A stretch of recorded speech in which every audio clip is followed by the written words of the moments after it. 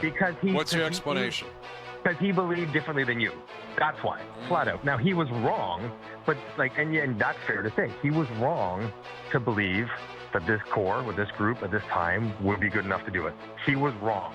But to suggest he did it because he was, he's like happy to be a 100-point team and not worried about getting to the third round, that's not who these guys are. That's not who he is. Really? Really, Johnny? We think everyone's uber obsessed and crazy?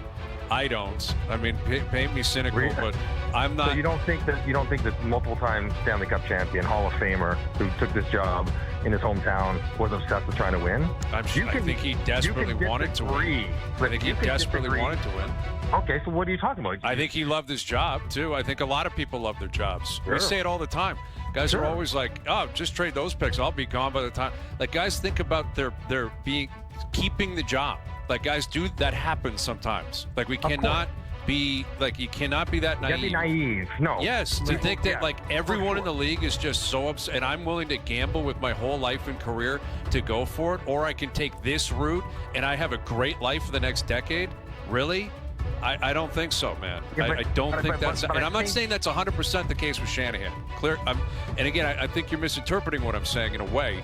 It's the idea that if Marner leaves and Tavares leaves, that's terrifying because they might get significantly worse and miss. And I don't know if I want to live in that world. But the opposite is I got to let them go because I got to try the other one. Right. Because I got to try to win. Right? Like I'm not saying it necessarily in the insulting manner in which maybe you're interpreting it, but I think that may happen this time. Because these guys are really good players, really good regular season players. They'll make the playoffs. And yeah, I mean, I think how I would phrase it would be, the comfort or confidence in knowing you're going to be good with a good chance versus the unknown of what your chance might look like if you make those changes. Sure. And that's softer language. What could be worse, though, than continuing to lose? I'll take the unknown every time after what's gone on. That's the way I look at it. It's like, well, how could it be worse? Like, you're not going to miss the playoffs. Is that the nuclear option? Yes, but I don't know. I'll try something different as opposed to. But I think like as they continue to tinker over the last several years, and maybe where this summer is different is that. One, the contracts they were under, so they to move off these guys was harder because they had no trade protections or whatever it might be. They didn't have the ease of movement that they have this summer, and they also maybe believed that the rest of the roster was more flawed than just these guys, and they thought they could somehow, with this group of high-paid players, they could fill the rest, and they did. They did fill the rest, but in the end, it wasn't enough, which is why I think it would be different this year, which is why I think Mitch Marner will very likely not be back here, and I think they might be okay with the fact he forced his hand. Now Hayes might be upset because they didn't force Mitch's hand, saying, "Listen, we're just not having you back," as opposed to trying to sign him in February and then being whatever happened there. But I think so I think for the whole group, run it back. Probably not ideal, and I don't think anyone wants that. But I think maybe for Tavares specifically, given the contract and everything else, that does seem more feasible. And I don't know if just bringing not Mitch back is enough of a culture change. I think it might be, though. Like, I do think it's pretty significant what he was in that room and what he was in this market. It would change the dynamic pretty significantly. Not because Mitch is a bad guy, I'm not saying that, but just because it's going to be really, really different. And you can get an $8 million player and a $5 million player for him that can be completely different kinds of players. You get Brad Marchand and Sam Bennett for that same 13.5 you're going to give Mitch. If you could, that would be enough with one of the two departing to make your team different. Yeah, and you know what? This might be a moot point where Mitch Marner has made up his decision and is leaving. Like, regardless if you want to keep him or not, he has the right to walk on July 1st. And if they do get John Tavares on a value contract and Mitch walks, the team does look different. There's no core four anymore. It's the core two and John Tavares, who, like you mentioned, is on a value contract. Matthew Knies is ahead of John Tavares in the pecking order. Agreed. Right? And here's the other thing.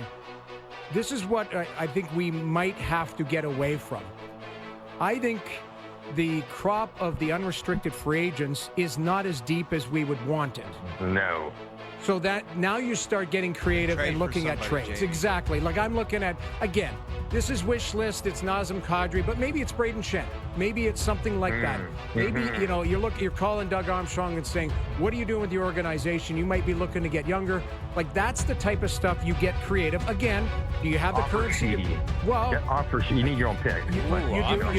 You need to offer. I like that. I agree. I think you need to be creative, but this is where, Johnny, and I'm going to put it back to you, this is where Brad Treliving, if he doesn't have Brendan Shanahan's vision, if they weren't aligned going into last season, now it's Brendan Shanahan's show.